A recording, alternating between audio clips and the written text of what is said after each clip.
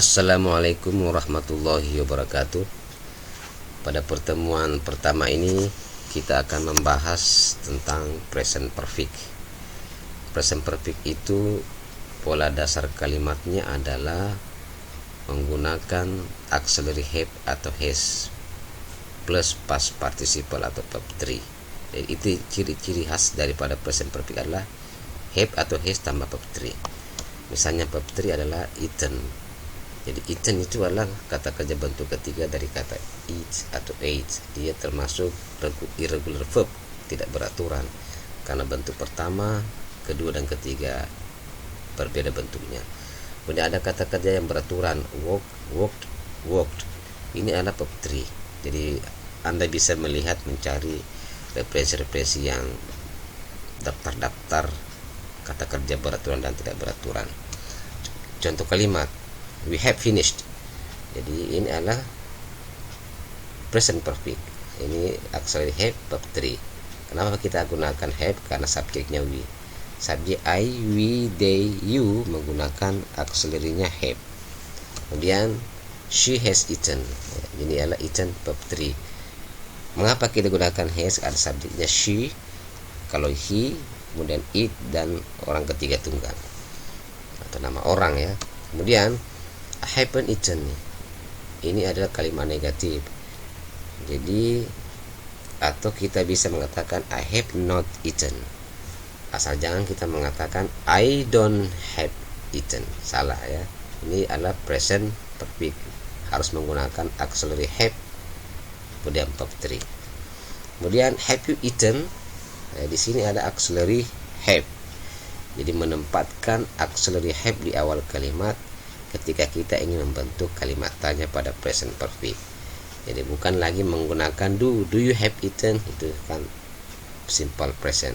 Jadi have-nya harus di awal kalimat. Selanjutnya kita masuk kalimat nominal. Misalnya they have been happy. Been ini adalah bentuk ketiga dari kata are atau is. Bentuk lampaunya were, bentuk verb 3-nya adalah been. Jadi asal kalimatnya they are happy, itu simple present. Tapi kita ubah menjadi present perfect, they have been happy. Ingat selalu menggunakan auxiliary have ya. Ini been, ini verb 3, inilah kata kerjanya. Kemudian he has been at home ya. Jadi kenapa kita pakai has? Karena subjeknya he.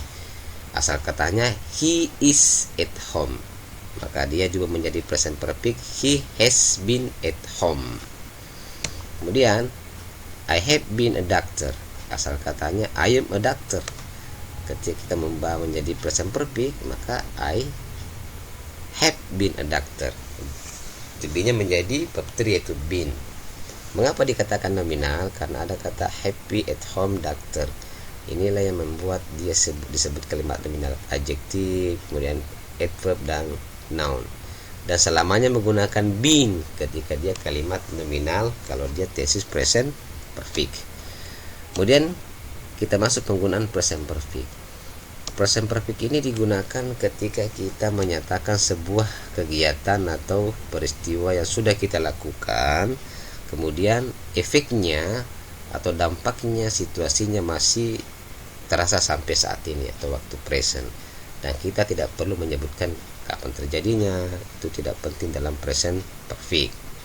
Misalnya I have made a cake, would you like some? Jadi di sini kita fokus hanya pada aktivitasnya, bukan kapan dia membuat kue, kapan saya membuat kue.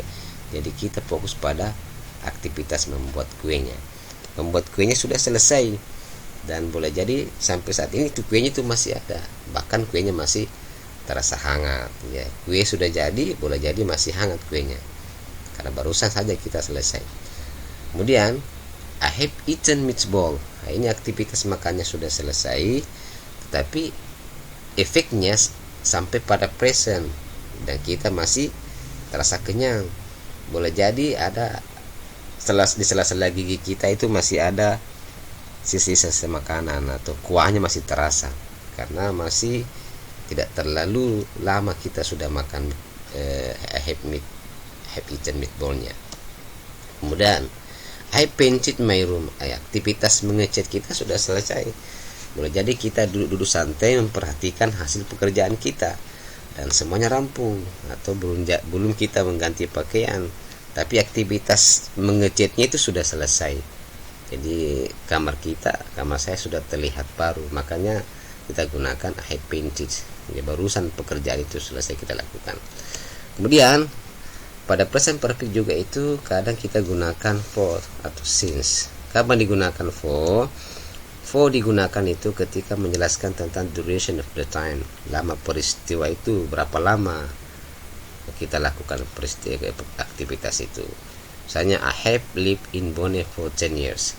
Jadi ketika Anda gunakan for, maka di sini ada 10, ada numeral, ada bilangan yang harus mengikutinya. Karena lamanya kita lakukan aktivitas itu. Jadi apakah saya masih tinggal di Bone? Masih, ya. Karena kita sampai saat ini menggunakan I have lived in Bone, berarti kita masih tinggal di Bone. Kemudian I have known him for 2 months, berarti 2 bulan. Lamanya, durasinya 2 bulan. Kita gunakan for karena dia present perfect. Apakah saya masih mengenalnya? Masih, ya. Masih situasinya masih sampai pada waktu saat ini. Kemudian since digunakan ketika awal peristiwa itu, menceritakan awal kapan mulai pekerjaan itu kita lakukan. Misalnya I have lived in Bone since 2010. Berarti awalnya saya tinggal lah tahun 2010. Berarti di sini since selalu lampu di sini. Kalau dia nanti kalimat maka dia simple past di sini. I have known him since July. Berarti di sini menceritakan awal daripada tinggal saya di sini, mengenalnya pada bulan Juli. Apakah saya masih mengenalnya? Tentu masih mengenalnya. Nah, itu maknanya, ya. Kemudian I have lived in Bone since 10 years. Ini yang salah. Karena di sini tidak boleh ada numeral, harus di sini bentuk pas, bentuk lampu awal. Ini kan sudah menjadi duration of the times, ya. Seharusnya for di sini. Tapi boleh kita gunakan itu. I have lived in Bone since 10 years ago. Kita gunakan ago karena menunjukkan dia lampau. Jadi di sini menandakan ada kata ago, berarti dia bentuknya lampau setelah kata since. Jadi inilah yang benar.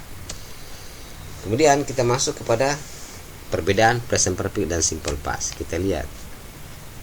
Misalnya aktivitas yang kita sudah selesai laksanakan sama-sama menggunakan simple past dan present perfect. Bedanya kalau simple past tidak ada hubungannya lagi dengan sekarang, ya. Tapi kalau present perfect masih terasa sampai saat ini, connection with the present, ya. Kemudian kita lihat contohnya di sini. I bought a car. Di sini membeli mobilnya sudah lampau. Boleh jadi mobil Anda membeli saya sudah jual, atau sudah tidak terlihat baru lagi karena sudah lama lampu di sini, ya. Tidak ada hubungannya dengan saat ini. Tapi kalau saya mengatakan I have bought a car, berarti di sini mobil saya masih kelihatan baru. Mungkin platnya belum ada, ataupun plastik kursinya belum terbuka, dan masih kelihatan nampak mengkilat catnya atau cupnya. Kemudian I wrote a letter to my father. Ini simple past. Jadi saya telah menulis surat untuk ayah saya. Boleh jadi suratmu sudah dibaca oleh ayah saya. Boleh jadi surat saya sudah dibaca oleh ayah saya. Tapi ketika saya mengatakan I have written a letter to my father, boleh jadi surat itu masih ada di tangan, tapi aktivitas menulisnya surat itu sudah selesai. Saya belum kirim ke orang tua saya. Jadi baru berencana mau ke kantor pos untuk mengirim surat itu. Kemudian I taught grammar for 5 years. Ini simple past. Jadi saya mengajar grammar selama 5 tahun. Apakah saat ini saya masih mengajar? Maknanya tidak. Karena ini menggunakan simple past. Ya, dulu saya mengajar grammar selama 5 tahun. Sekarang saya tidak lagi. Misalnya saya mengajar speaking misalnya atau reading.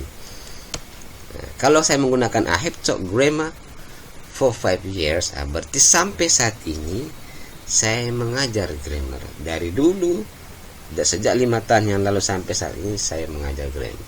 Jadi intinya kalau past simple atau simple past itu fokus kepada waktunya. Tapi kalau pada present perfect fokus pada aktivitas atau kegiatan yang dilakukan.